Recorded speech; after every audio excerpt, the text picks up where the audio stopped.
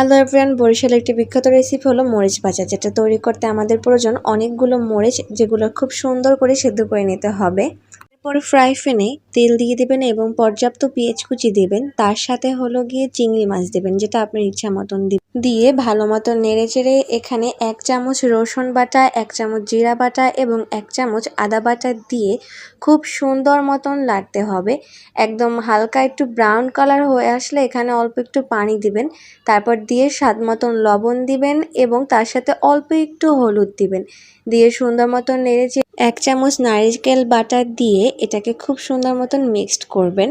তারপরে এখানে সামান্য পরিমাণ আবারও পানি অ্যাড করতে হবে। পানিটা অ্যাড করার পর আপনি আবার একটু ভুনবেন, ভোনার পর আবার একটু পানি দেবেন, যেটা দিয়ে একটু সুন্দর মতন ঢেকে রাখবেন। তারপর এই যে হয়ে গেল ঝটপট আমাদের আজকের রেসিপি। এটা ঝাল প্রেমিকদের জন্য একটা পারফেক্ট একটা রেসিপি। যারা ঝাল খেতে চান তারা অবশ্যই এটা ট্রাই করবেন।